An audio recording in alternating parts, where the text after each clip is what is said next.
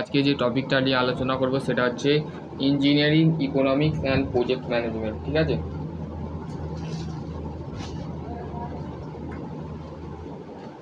Engineering economics নিয়ে discuss করব। তো আজকের টপিক হচ্ছে বেসিক্যালি ইঞ্জিনিয়ারিং ইকোনমিক্সের উপরে ভিত্তি করে ইন্ট্রোডাকশানে কি আছে সমস্ত কিছু এই ভিডিও দেখতে পাবে কি কি টপিক আছে। তো অবশ্যই দেখো, প্রথমে হচ্ছে ইন্ট্রোডাকশানে কি কি পড়তে হবে, economics, flow of the economics, এগুলো তোমাদের কাছে পড়তে হবে। ঠিক আছে, এলিমেন্ট অফ দ্য ইকোনমিক্স, এইগুলো আর কিছু নেই। এবার আমাদের প্রত্যেকটা চ্যাপ্টার নিয়ে ডিসকাস করতে হবে, কারণ হচ্ছে এই চ্যাপ্টারটা বলতে গেলে 6 সেমিস্টারও আছে তোমাদের। ঠিক আছে,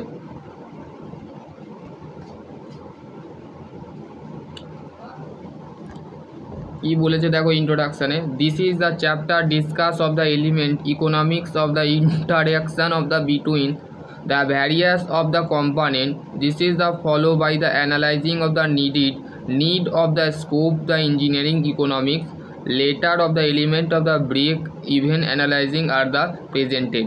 ঠিক আছে, তাহলে আমাদের এই চ্যাপ্টারে আমরা ডিসকাস করব যে অর্থনৈতিক বিষয়টা কি এবং তার মাঝে যে ভ্যারিয়াস দ্য কম্পোনেন্ট মানে যে কম্পোনেন্টগুলো আমরা ইউজ করছি, এবং হচ্ছে অ্যানালাইজিং অফ দ্য নিড মানে এর কেন আমাদের অর্থনৈতিকটা আমাদের কিসে কাজে লাগাচ্ছি বা কিসে স্কোপ করছি। ইঞ্জিনিয়ারিং ইকোনমিক্স মানে ইঞ্জিনিয়ারিংয়ের দিক থেকে না আমাদের অর্থনৈতিকটার হাল অবস্থা কেমন। তো সেই ক্ষেত্রে আমাদের এই ডিসকাস করব letter of the element, the cost of the breaking the event analysing are the presented মানে বর্তমানে আমরা সেটাকে প্রেজেন্ট করব। ঠিক আছে, বর্তমানে আমরা সেটাকে দেখব। ঠিক আছে, বর্তমানের ইকোনমিক্স বলতে কি বুঝি, অর্থনৈতিক বা আমরা অর্থনৈতিক বলতে কি বুঝি, ইকোনমিক্স বলতে আমরা কী বুঝি। ইকোনমিক্স ইজ এ সায়েন্স মানে বিজ্ঞানের একটা শাখা হচ্ছে আমাদের অর্থনৈতিক। ঠিক আছে, যেখানে আমরা ডিল করি production of the consumption of the good of the good and service, এবং কোনো সার্ভিসের ক্ষেত্রে এবং ভালো কাজের জন্যে যেগুলো আমাদের হিউম্যান অ্যান্ড ওয়েলফেয়ার মানে যেখানে আমাদের স্বাস্থ্যর দিক থেকে এর থেকে সমস্ত কিছু আমাদের একটা ইকোনমিক্সের মধ্যে পড়ে। ঠিক আছে, দেখো the following the economics goals, আমাদের যে ইকোনমিক্সের যে গোলটা আছে সেগুলো কি ফলো করতে হয় সেটা হচ্ছে a high the level of the employment মানে যেই নিয়োগকর্তা থাকে সেটা তার হাই লেভেলের মধ্যে কিন্তু থাকে। ঠিক আছে, বেসিক্যালি ঠিক আছে। তারপর হচ্ছে প্রাইস অফ দ্য স্টেবিলিটি মানে যে প্রাইসটা থাকে, ধরো আমাদের এখন মার্কেটের ধরো কাপড়ের দোকানে যাও বা চালের দোকানে যাও, আটার দোকানে যাও, এই সমস্ত জায়গায় কিন্তু একটা প্রাইস যেটা আছে সেটা স্টেবিলিটি থাকে। তার ক্ষেত্রে আমাদের এই সমস্ত কিছু একটা ক্যালকুলেশানের মধ্যে পড়ে। তারপর হচ্ছে ডিমান্ডের মধ্যে পড়ে।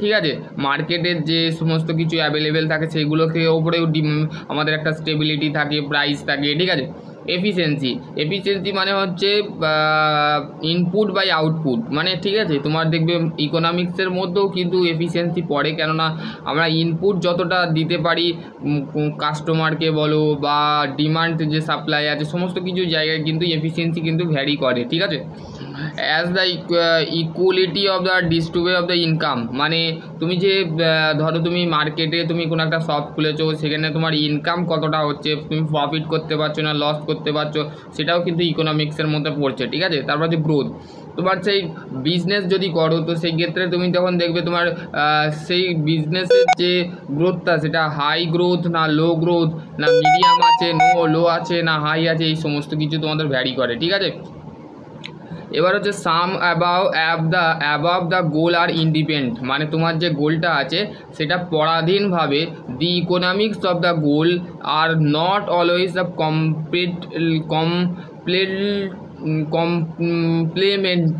কমপ্লিটমেন্টলি মানে তোমার যে গোলটা আছে অর্থনৈতিক দিক থেকে ইকোনমিক্সের দিক থেকে তোমার সর্বদা কিন্তু সম্পূর্ণ হচ্ছে না। ঠিক আছে, in the many of the cases the for example একটা উদাহরণ দিয়েছে, any the move the high have the signification of the reduction the unemployment the will be of the lead increase of the employments। ঠিক আছে, আমাদের কি বলছে যে আমাদের যে সমস্ত কিছু আমরা যে সিগনিফিকেশান পাচ্ছি, যেমন এখন দেশের অবস্থা খুবই, আমাদের যে বর্তমানে যে অবস্থা এখন খুবই খারাপ চলছে, কারণ সরকারি চাকরি বলো বেসরকারি চাকরি বলো, এখন মানুষ সবসময় বিজনেসের দিকে আগাচ্ছে, কারণ বিজনেস করলে তারা সারা জীবন কিন্তু সেই প্রফিট পাবে, কিন্তু জব করে তারা কিন্তু প্রফিটটা পাচ্ছে না, ঠিক আছে। তো কেন তারা যদি 60 বছর রিটায়ার হয়ে যায় তারপরে কি করতে হবে, তাদের ঘরে তাদের কোনো একটা ছোটো মোটো কাজ করে খেতে হবে। তো সেই ক্ষেত্রে সেটা কিন্তু বিজনেসের দিক থেকে ইনক্রিজ হচ্ছে, এবং জব বা যেখানে আনএমপ্লয়মেন্ট, এখন তো বলতে গেলে বর্তমানে এআই এসে গেছে। তো এআই আসার পর থেকে মানুষ কিন্তু যেখানে যেখানে যে সব সেক্টরগুলো আছে, টেলিকমার্স সেক্টর, সমস্ত কিছু সেক্টরগুলো আস্তে আস্তে কিন্তু বন্ধ হতে চলেছে। কেন? সেখানে আনএমপ্লয়েড মানে সেখানে এমপ্লয় মানে নিয়োগকর্তাহীন হয়ে যাবে, মানে সেখানে মানুষ আর কাজ করবে না, মানুষের জায়গায় কিন্তু রোবট কাজ করবে, সেই কথাটা কিন্তু এআই এসে গেছে, ঠিক আছে। এবার হচ্ছে দেখো flow in the economy, flow in economy, ঠিক আছে। Flow of the economy, the fluid service, the resources of the money payment of the simple of the economical figure 1.1, মানে ফ্লো গুড মানে ফ্লো ইকোনমিক মানে হচ্ছে যেমন good, service, resources এবং মানি payment, যেমন এখন ট্রানজাকশান পেমেন্টে যেগুলো আছে, ডেবিট কার্ড, ক্রেডিট কার্ড, এগুলোও কিন্তু আমাদের একটা অর্থনীতিকের মধ্যে পড়ে যাচ্ছে, ঠিক আছে। Household of the business to measure of the enter of the economic business organisation of various of the economic resource like of the land, labour, capital, ঠিক আছে। তো এইখানে বলতে গেলে অর্থনৈতিকের দিক থেকে আমাদের যে বিজনেস যে করে, সে বিজনেস যদি তুমি বাড়িতেও করে থাকো বা কোনো মার্কেট এরিয়ার মধ্যে করে থাকো, সেই ক্ষেত্রে তোমাকে করতে গেলে কি করতে হবে, তোমাকে প্রথমে ল্যান্ড কিনতে হবে, সেই জায়গায় জমি কিনতে হবে, জমি কিনে ধরো তুমি একটা ইন্ডাস্ট্রি বা কলেজ খুলতে চাইছো, সেই ক্ষেত্রে তোমাকে বা তুমি ইন্ডাস্ট্রি যদি খোলো, তো সেই ক্ষেত্রে বিজনেস করতে গেলে কি করতে, ল্যান্ড লাগবে, লেবার লাগবে এবং ক্যাপিটাল লাগবে, ঠিক আছে। Provide of the household, the procedure of the consumptions of the service, the use for the business organization, মানে যে অর্গানাইজেশন মানে হচ্ছে যে বিজনেসকে উদ্ধারিত করেছে বা বিজনেসটাকে তৈরি করেছে, সেই হচ্ছে অর্গানাইজেশন। মানে payment of the in the money, house hold of the resources, the payment of the service, this is the cycle of the implementation of the between the two measure of the sample economic, ঠিক আছে। এখানে দেখো এখানে দুটো কিন্তু তোমাদের conservation engineering economics, money payment of the conservation good service, conservation good service কী বলেছে দেখো, একটা হচ্ছে তোমাদের কি বলেছে দেখো, এক মিনিট, একটা হচ্ছে বিজনেস জিনিসটা কি আগে আমাদের মাথায় রাখতে হবে। বিজনেস জিনিস মানে হচ্ছে আমরা একটা থাকে অন্টারপ্রেনিয়ার আর একটা হচ্ছে পার্টনারশিপ, ঠিক আছে। দু ধরনের কিন্তু বিজনেস করা যায়, একটা পার্টনারশিপ হয়েও বিজনেস করা যায়, আর বা তুমি নিজস্ব দোকান খুললে তুমি একমাত্র সেই বিজনেসের অনার, তুমি ধরো ফলের দোকান লাগিয়েছো, তো সেই ক্ষেত্রে ফলের দোকানের অনার কী হবে, তুমি হবে, কেন তোমার দোকান, তোমার কিছু সব কিছু, সেই ক্ষেত্রে বিজনেস জিনিসটা হচ্ছে এইটা। বিজনেস হচ্ছে অনেক বিজনেস রিলেটেড ভিডিও বানানো, সেগুলো দেখতে পারো, ঠিক আছে। Provide of the good and service of the consumption, মানে তুমি যে বিজনেসটা করছো সেটা খুবই গুড হতে হবে, গুড প্রোভাইড খুবই ভালো হতে হবে, সেই জিনিসটাকে প্রোভাইড করতে হবে, সেই মার্কেটে তোমার ডিমান্ডটা কিন্তু ভালো হয়, সেই চেষ্টা করতে হবে, ঠিক আছে।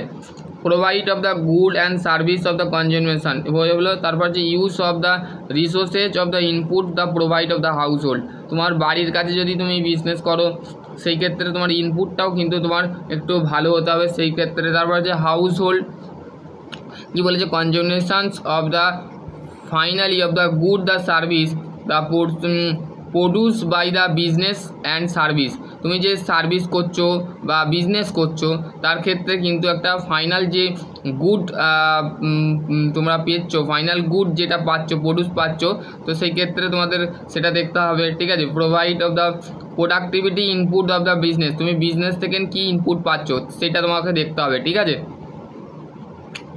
এবার তোমার এই দুটো থেকে একটা জিনিস বেরোচ্ছে, সেটা হচ্ছে দেখো তুমি যদি বিজনেস করো বা হাউস হোল্ড থেকে যদি করো, তো সেই ক্ষেত্রে মানি পেমেন্ট তুমি সেটা পেমেন্ট পাচ্ছ, তুমি সেটা ইউপিআই হোক, ডেবিট কার্ড, ক্রেডিট কার্ড হোক, যাই দিয়ে তুমি কিন্তু মানি পেমেন্ট করছো। রিসেস অফ দ্য রেন্ট, যদি কোনো ভাড়া ঘরে তুমি ভাড়া দাও, তুমি ভাড়া ঘরের যারা রিটেন মানে বাড়ি ভাড়া দেয়, তারাও কিন্তু একটা বিজনেস করে, তো সেই ক্ষেত্রে তারাও কিন্তু একটা কী হচ্ছে, পেমেন্ট পাচ্ছে, পয়সা পাচ্ছে, ঠিক আছে। Which of the salary, interest and profit, মানে সে বিজনেস করেও যেটা প্রফিট পাচ্ছে, জব করে বা চাকরি করেও সেটা কিন্তু সে প্রফিট করছে, কেননা সে এক মাস যাচ্ছে, এক মাসে যে 8 ঘন্টা ডিউটি করছে, তাহলে এক মাসের যে সে যে প্রফিট পাচ্ছে সেটাও কিন্তু একটা বিজনেস, ঠিক আছে। Flow of the good of the resources of the money, the payment, the sample of the economic, ঠিক আছে, এইগুলো কিন্তু এর মধ্যে পড়ে, ঠিক আছে। ল অফ সাপ্লাই ডিমান্ড, এটা যারা 6 সেমিস্টার স্টুডেন্ট আছো তারাও দেখবে, ঠিক আছে, সেকেন্ড সেমেও আছে তোমাদের এটা। Law of supply and demand, supply জিনিসটা কি এবং ডিমান্ড জিনিসটা কি তোমাদের ঘরে জানতে হবে। ডিমান্ড মানে অ্যাকচুয়ালি হচ্ছে চাহিদা, তুমি যে মার্কেটটা তুমি এখন মার্কেটের অবস্থায় দেখছো, মার্কেটের ডিমান্ড কেমন আছে, বা বলে সরকারি চাকরির ডিমান্ড কেমন আছে, বা বেসরকারি চাকরির ডিমান্ড কি বলে, তো সেই ক্ষেত্রে আমরা বলি না, তো ডিমান্ড মানে হচ্ছে চাহিদা, ঠিক আছে। অ্যাজ দ্য তোমার চাহিদা কি, তোমার ডিমান্ড কি, তুমি কি এর পরে কী ডিমান্ড তোমার আছে বলো। As the interest of the axe of the economical of the demand and the supply the product independent are the sensitive of the price that of the product. তাহলে কি বলছে দেখো, যে একটা ইন্ডিপেন্ডেন্ট প্রোডাক্ট আছে, ইন্ডিপেন্ডেন্ট প্রোডাক্ট মানে হচ্ছে যে প্রোডাক্টটা তুমি কিনে সেটাকে, মানে ধরো ডিমান্ড অ্যান্ড সাপ্লাই মানে হচ্ছে তুমি যে জিনিসটা কিনলে সেটা হচ্ছে কিনে যেটা বেচে যে তুমি কস্টটা পেলে বা প্রফিটটা পেলে, সেটা হচ্ছে তোমার ডিমান্ডের মধ্যে পড়ে, তুমি তোমার চাহিদাটা পেয়ে গেছো।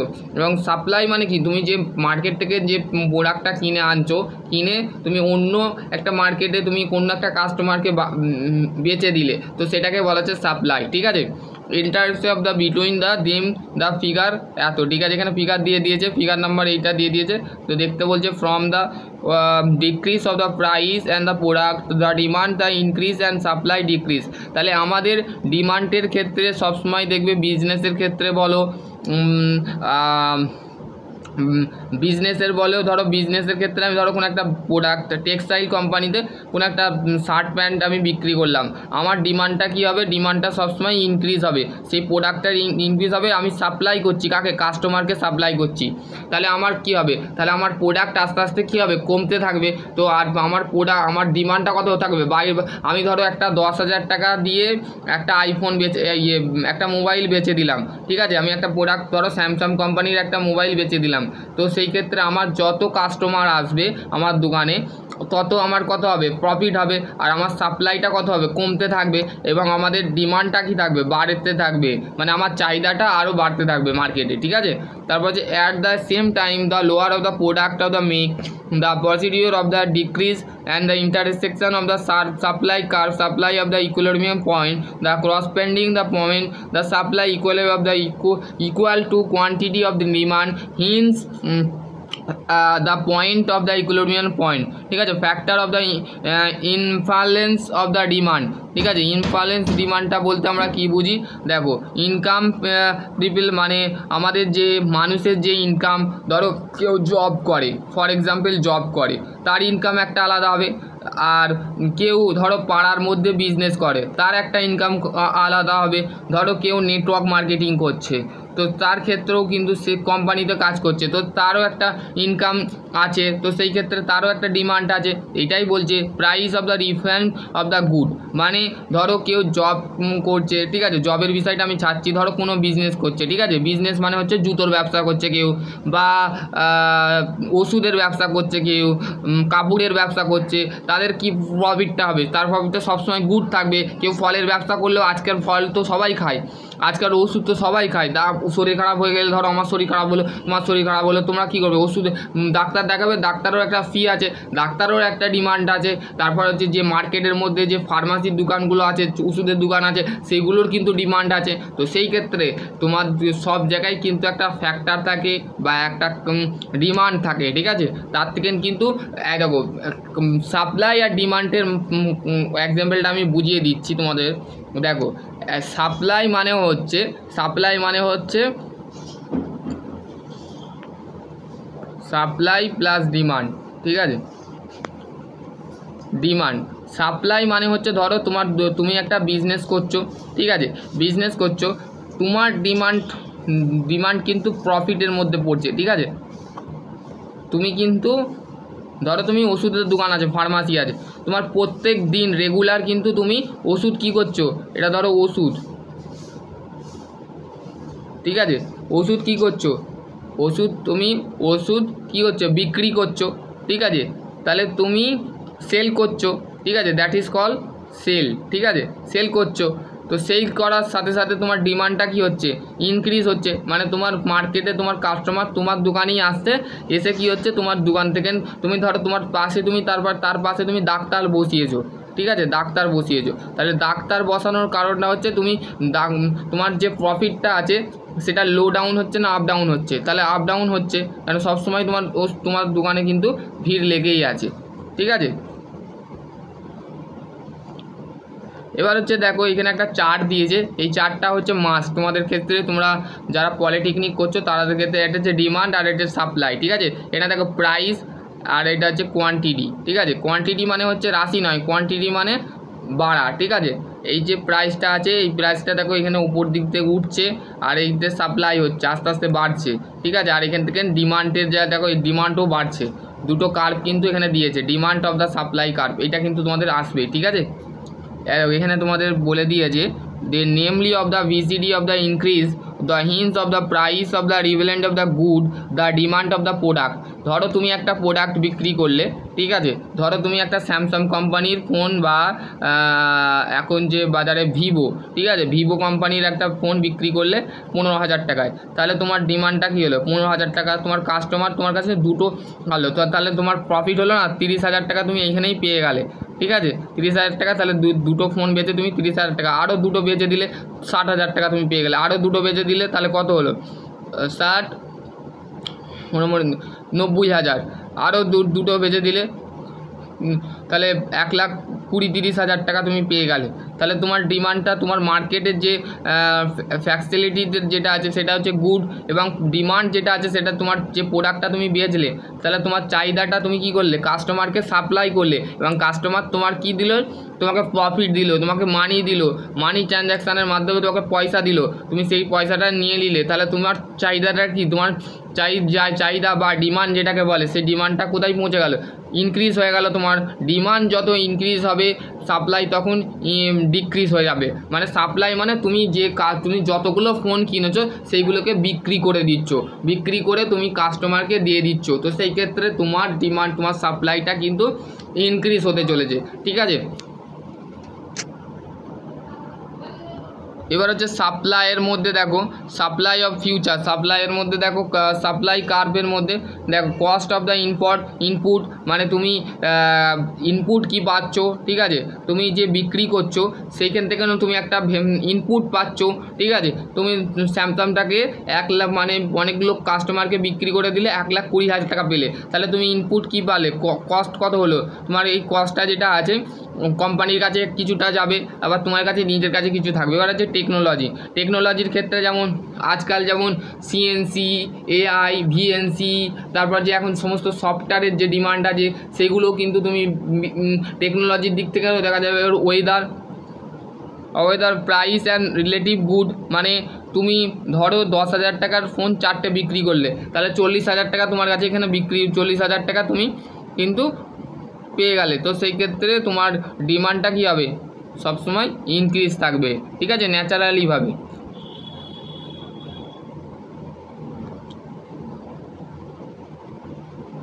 টাইপস অফ এফিসিয়েন্সি বলতে আমরা কি বুঝি? মেশিনের এফিসিয়েন্সি মানে কি বলো আগে? মেশিনের এফিসিয়েন্সি মানে হচ্ছে ইনপুট বাই আউটপুট। ধরো তুমি মেশিনটাকে রান করালে, তাহলে তুমি কি দিলে, ইনপুট দিলে, মানে ইনপুট এনার্জি দিলে। তুমি আউটপুট এনার্জি কখন পাবে, যখন তোমাকে মেশিন সেই কাজটা করে দেবে, ঠিক আছে। ধরো তুমি একটা জব দিয়েছো মেশিনকে, চাকের মধ্যে হোল্ড করে দিয়েছো, হোল্ড করে দিয়ে তোমার মেশিনটা কী করছে, রান করছে। তাহলে তোমার রান করার পর জবটা যখন ফিনিশিং হয়ে গেল বা ফিনিশ প্রোডাক্টে তৈরি হলো, তাহলে তোমাকে মেশিন কী দিল, আউটার এনার্জি বা আউটপুট এনার্জি তোমাকে দিল, ঠিক আছে। তারপর দেখো efficiency of general of the demand of the ratio in output by input. তুমি যত পরিমাণ আউটপুট পাবে তত পরিমাণ ইনপুট পাবে, কথাটার মানে, ঠিক আছে। The efficiency of the classify of the efficiency economics of the efficiency, ঠিক আছে। ইকোনমিক্স এফিসিয়েন্সি, দেখো টেকনিক্যাল এফিসিয়েন্সি বলতে আমরা কি বুঝি, the ratio of the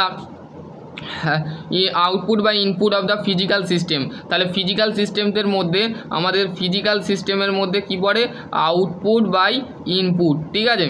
input, the physical of the system many of the engine, the machine, the working, the soft flow, furnace, এইগুলো হচ্ছে আমাদের ডিজেল ইঞ্জিন, মেশিনের ক্ষেত্রে যেমন লেদ মেশিন বলে দিলাম, ড্রিলিং মেশিন, তারপর হচ্ছে স্লটিং মেশিন, মিলিং মেশিন, এইগুলো আমাদের কিন্তু ফিজিক্যাল সিস্টেমের মধ্যে পড়ে। তাহলে টেকনিক্যাল এফিসিয়েন্সি সমান কী হচ্ছে, আউটপুট বাই ইনপুট ইনটু 100। ধরো তোমার এখানে আমি করছি ক্যালকুলেশনটা, ধরো তোমার আউটপুট দিচ্ছে 100, ঠিক আছে, ইনপুট দিচ্ছে 80, ঠিক আছে। তাহলে আমার 100 কত হলো, এখানে 0 এখানে 0 এখানে 0 এখানে 0 গেলো, তাহলে কত হলো, 80 বেরোলো, ঠিক আছে।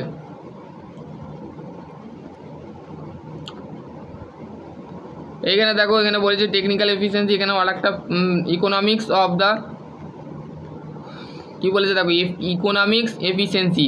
অর্থনৈতিক এফিসিয়েন্সি বলতে আমরা কি বুঝি, economics efficiency ratio output by input of business system. তাহলে ধরো তুমি একটা শার্ট প্যান্ট বিক্রি করলে, ঠিক আছে, সেই শার্টটা তোমার প্যাসিভ ইনকাম, তোমরা অবশ্যই শুনেছো অনেক আগের ভিডিও প্যাসিভ ইনকাম কি, অ্যাক্টিভ ইনকাম কি, সেই নিয়ে আমি বলেও দিয়েছি, তোমরা সেটা দেখতে পারো। প্যাসিভ ইনকামের মধ্যে ধরো একটা শার্ট প্যান্ট টাই বিক্রি করলো, ধরো 4টে সেল করলো, ঠিক আছে, 4টে সেল করলো, সে পেলো 2 লাখ টাকা। তাহলে সে ইনপুট কটা দিয়েছিল, 4টে সেল দিয়েছিল, মানে সে ভেতর থেকে 4টে সেল দিয়েছিল, আর আউটপুট কী পেলো, 2 লাখ টাকা, মানে তার প্রফিট ইনকাম কত, 2 লাখ টাকা। তো সেই ক্ষেত্রে তোমাদের কিন্তু এটা মাথায় রাখতে হবে, ঠিক আছে। দেখো এখানে বলতে গেলে efficiency of the percentage output by input into the 100, wrath by the cost, মানে profit by the wrath by the cost এখানে দিয়ে দিয়েছে। দেখো এইখানে তোমাদের কিন্তু একটা ইকোনমিক্যাল ইজ দ্য তোমাদের worth of the revenues of the generate of the operating of the cost, annual expansion carry of the business, the survival of the more efficiency of the. তোমাদের কাছে আমি বলে দিচ্ছি মেকানিক্যালের ক্ষেত্রে তোমাদের মাথায় রাখবে, তোমাদের 3টে সাবজেক্ট কিন্তু তোমাদের বিজনেস রিলেটেড আছে, ঠিক আছে। 3টে সাবজেক্ট কিন্তু বিজনেস রিলেটেড আছে 6 সেমিস্টার। একটা আছে ওয়ার্ক অর্গানাইজেশন ম্যানেজমেন্ট, ঠিক আছে, ওয়ার্ক অর্গানাইজেশন ম্যানেজমেন্ট এই সাবজেক্টটা আছে, এবং হচ্ছে স্টার্টআপস আছে, ঠিক আছে, বিজনেস স্টার্টআপস, ঠিক আছে, এইটা আছে স্টার্টআপস। আর একটা হচ্ছে তোমাদের ইঞ্জিনিয়ারিং ইকোনমিক্স প্রজেক্ট ম্যানেজমেন্ট, যেটা আমি এখন পড়াচ্ছি, ঠিক আছে। তো সেই ক্ষেত্রে তোমাদের কিন্তু এই সাবজেক্টগুলো আছে, ঠিক আছে। এবার হচ্ছে economics of the efficiency is called হচ্ছে প্রোডাক্টিভিটি মানে হচ্ছে আমাদের ইকোনমিক্সের যে এফিসিয়েন্সি, মানে ইনপুট আউটপুট বাই ইনপুট, এটাই হচ্ছে আমাদের ইকোনমিক্স এফিসিয়েন্সি, ঠিক আছে। দেখো the survival of the way of the improve of the productivity. তুমি কীভাবে তোমার প্রোডাক্টিভিটিটাকে ইমপ্রুভ করবে, ঠিক আছে, মানে তুমি কীভাবে প্রমাণ করবে যে প্রোডাক্টিভিটি আছে। ইনক্রিজ দ্য আউটপুট, যদি আউটপুট ইনক্রিজ হয়, মানে যদি তুমি যে প্রোডাক্টটা কিনলে সেই প্রোডাক্টটা যদি আউটপুট যদি ইনক্রিজ হয়, বাড়ে, তাহলে ইনপুট কি থাকবে, সেম থাকবে, তাহলে ইনপুটও ইনক্রিজ হয়ে যাবে, ঠিক আছে। আর যদি ইনপুট যদি ডিক্রিজ হয়, তাহলে সেম আউটপুট, মানে যদি ইনপুট যদি কমতে থাকে বা কমে যায়, আউটপুট তাহলে কমে যাবে, সেম প্রসেস, ঠিক আছে।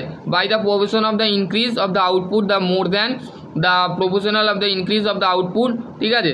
এখানে বলেছে আউটপুট যদি ইনক্রিজ হয়, একই ভাষা সেই একই বারবার কথা বলছে, যদি বেড়ে যায় কমে যায় এই বিষয়গুলো কিন্তু এখানে বলে দেওয়া আছে। ঠিক আছে,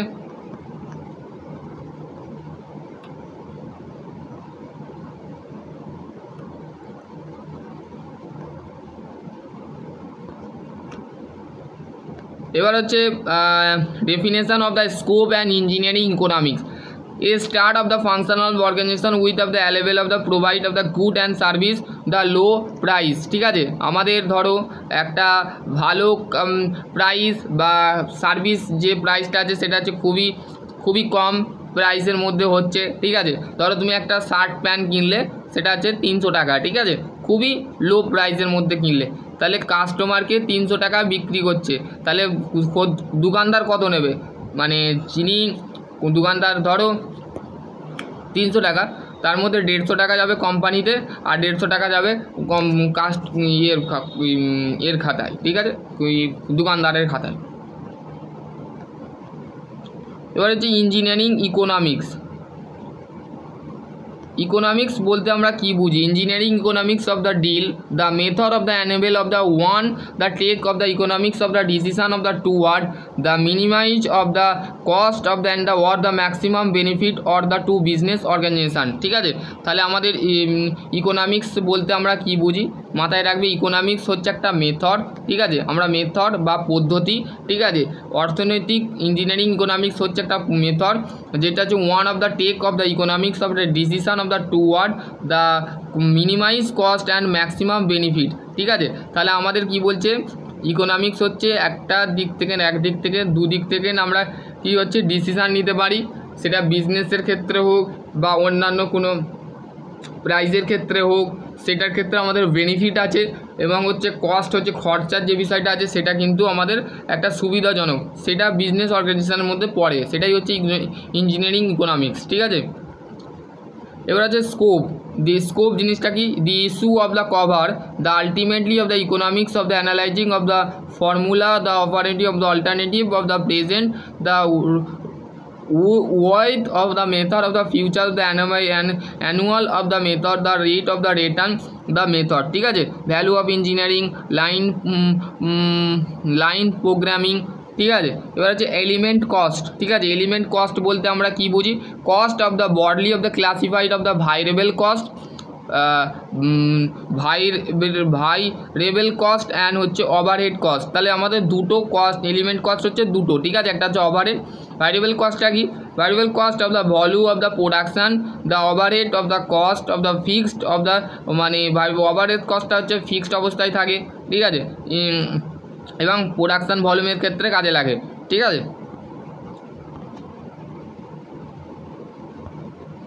এইগুলো মাথায় রাখবে।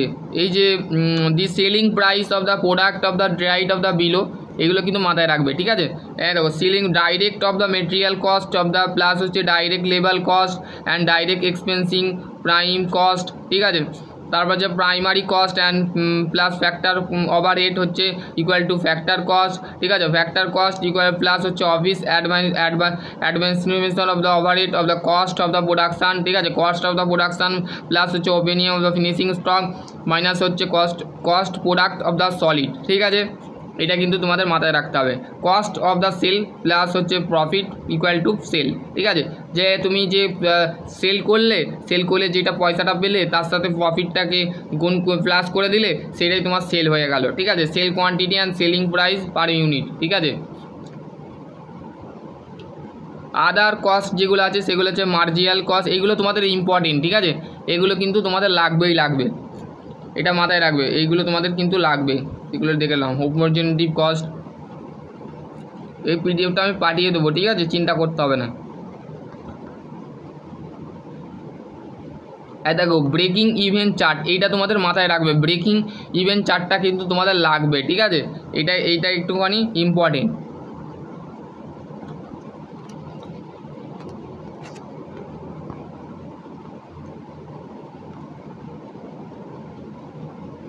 এটা মাথায় রাখবে। ব্রেকিং ইভেন্ট কোয়ান্টিটি হচ্ছে fixed quantity by selling price বা selling unit minus variable cost by variable unit, সেটাকে দিয়ে আমাদের এটা ক্যালকুলেশন হচ্ছে। এতে ইঞ্জিনিয়ারিং ইকোনমিক্সের একটা ক্যালকুলেশান আছে, এই ক্যালকুলেশানগুলো একটু মাথায় রাখতে হবে, ঠিক আছে। প্রফিট অ্যান্ড ভলিউম রেশিও এইগুলো কিন্তু তোমাদের একটু মাথায় রাখতে হবে।